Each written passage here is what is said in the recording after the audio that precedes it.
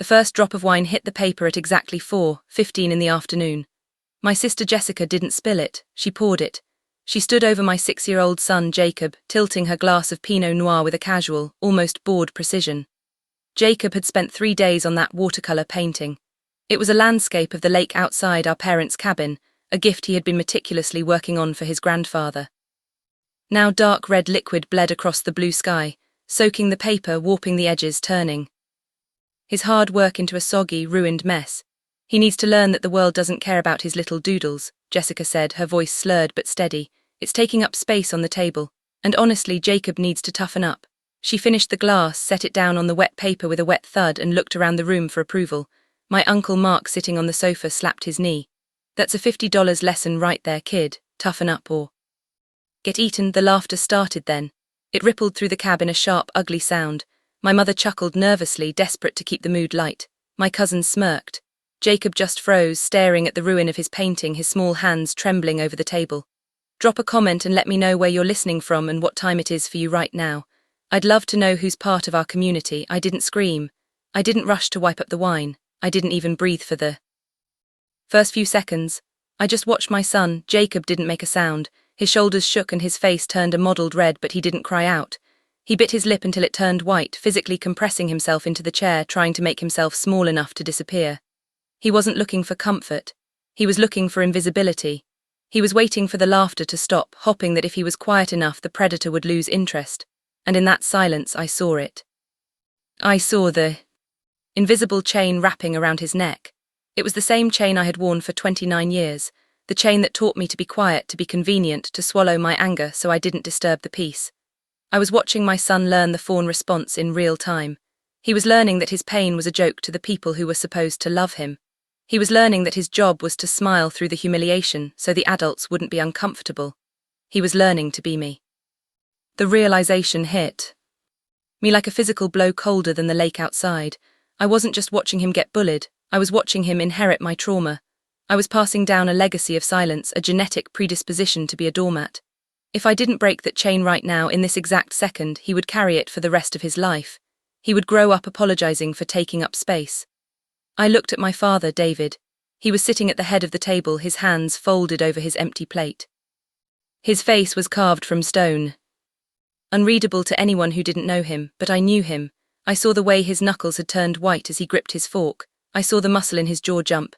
The air in the cabin turned electric heavy with the pressure of things unsaid for decades. I stood up. The chair scraped loudly against the wood floor, a harsh grinding sound that cut through the laughter like a knife.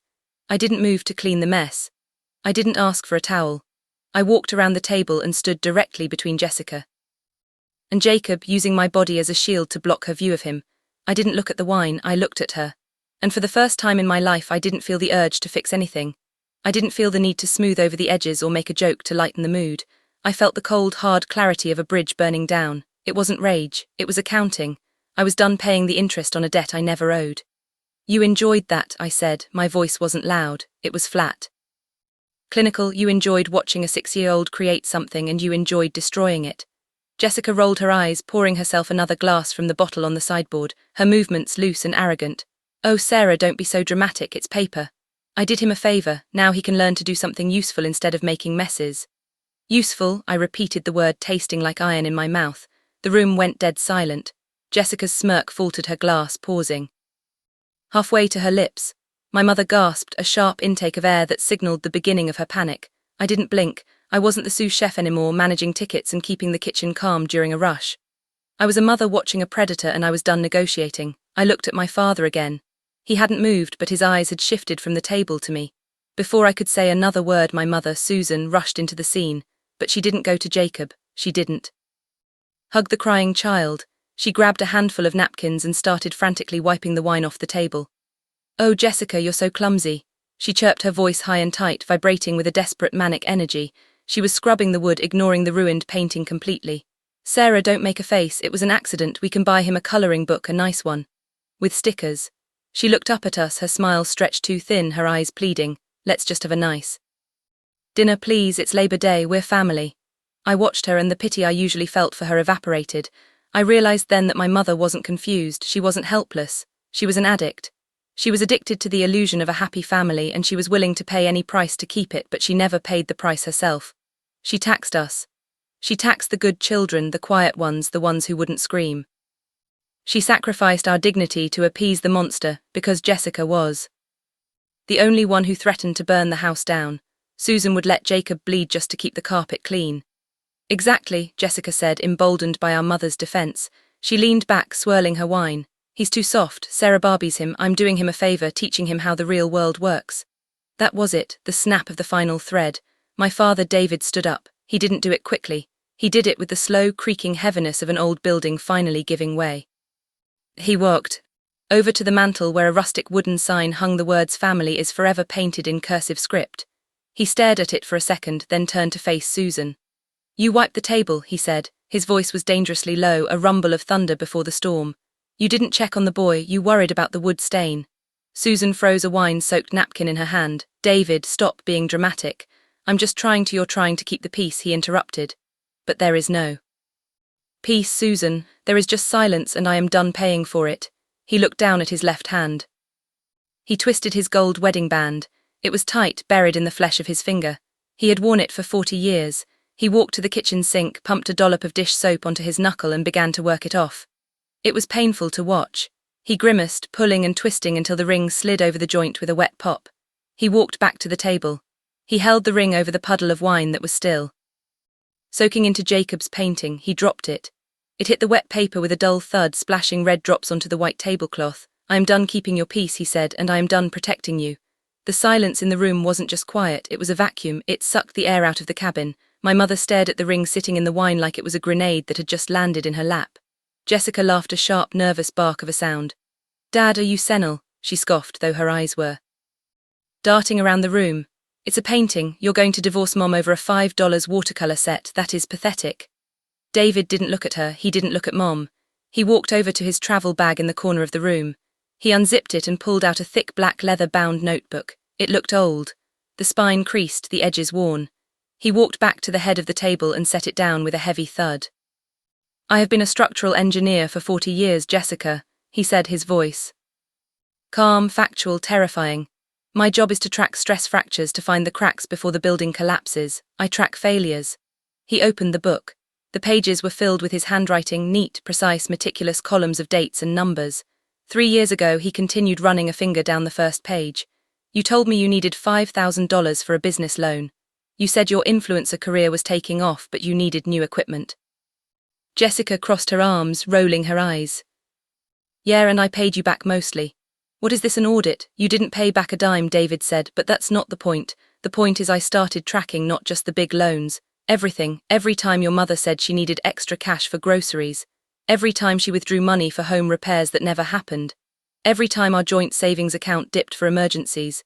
He turned the book around so Jessica and Susan could see the columns. I tracked the dates, I tracked the amounts. And then I hired a forensic accountant to track where the money actually went. Susan made a small strangled noise. She reached out a hand, trembling. David, please don't do this, not in front of everyone.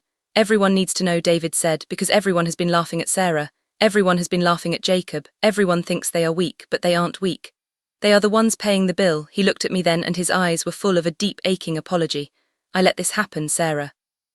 You think you were less than her. I let you think she was special and you were just there, but I was watching, I was counting. He turned the page. Taped to the paper were bank transfer receipts. This isn't an allowance, Jessica, he said. This is a ransom. David looked down at the ledger, his finger tracing a line of red ink.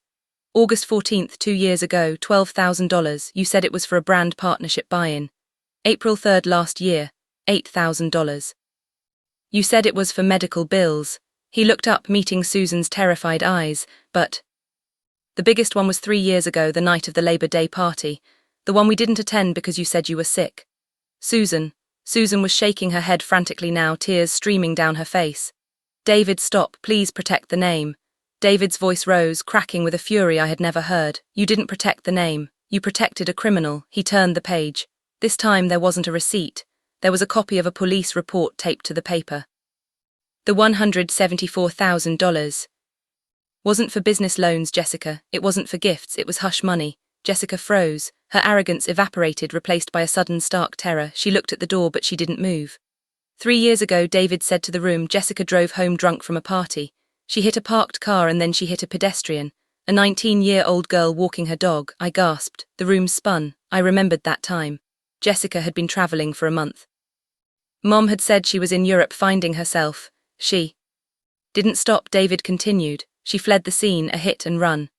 Susan was sobbing into her hands, her body rocking back and forth. You took our retirement money, David said, his voice shaking. $174,000. You paid for a lawyer to bury it. You paid a settlement to the girl's family to keep it out of civil court. You paid off the car repair shop to fix the dent off the books. You told me it was a parking dispute. You told me it was handled. He slammed the book shut. The sound echoed like a gunshot in the small cabin. You stole our future to cover up her crime. And then you let her sit here at this table and mock a 6-year-old boy for painting a picture. You let her destroy his work because you taught her that destruction has no consequences. He looked at Jessica, who was pale, her mouth opening and closing like a fish.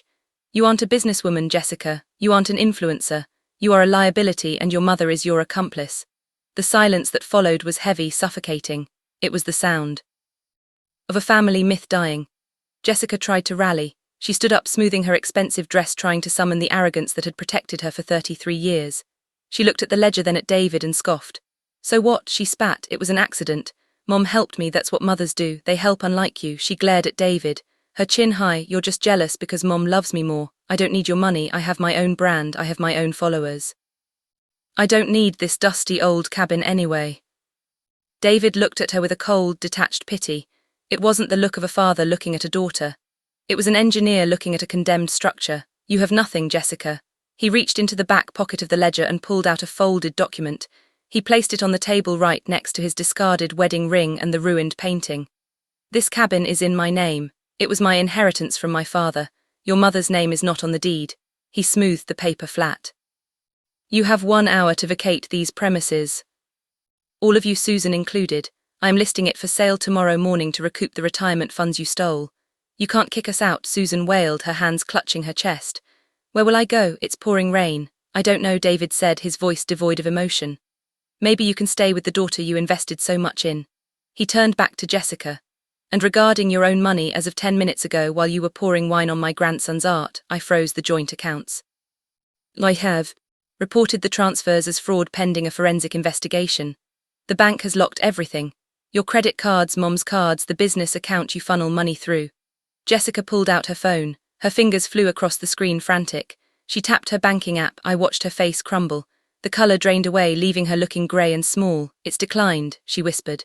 And there it was, the illusion of power of the empty wallet. I watched my sister, the bully, the golden child, the success story shrink before my eyes. Without the financial ivy drip from my parents, her status, her confidence, and her personality evaporated instantly. She wasn't a powerful woman. She was a child in a costume that she hadn't paid for. Her power was never real. It was rented, and the lease was up. Your power was rented, Jessica, David said, echoing my thoughts. And the landlord is closing the building. He walked over to the front door and opened it wide. The storm outside had broken and rain was pouring down in sheets, turning the dirt driveway into mud. The wind howled into the warm cabin. Get out, Jessica looked at Uncle Mark, who had been laughing earlier.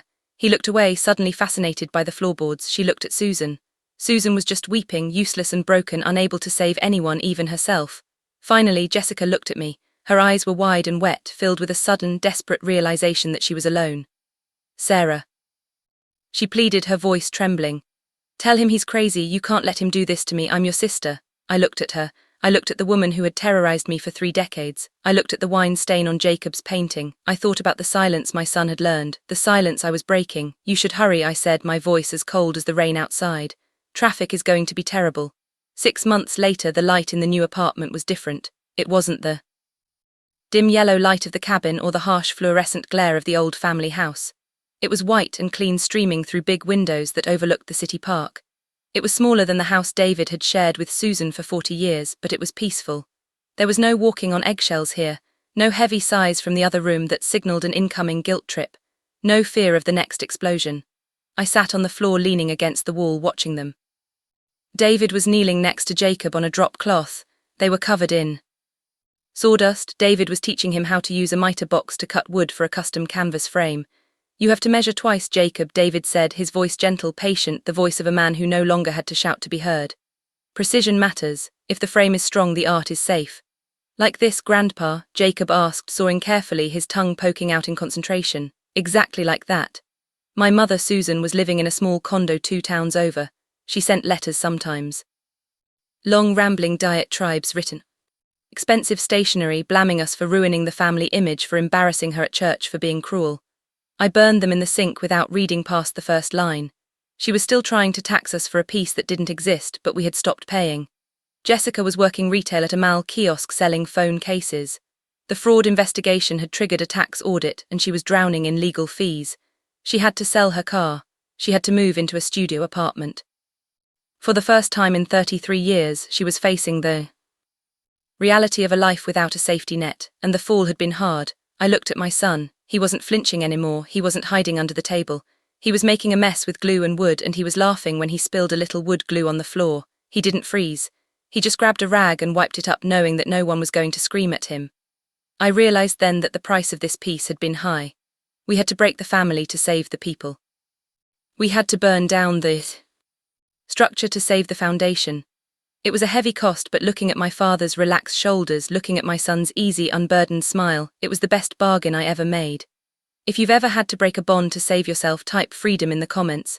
Let's remind each other that we made the right choice. If you enjoyed the story, hit like and subscribe for more story. Share this story. You are not alone. God bless you. Thanks for watching.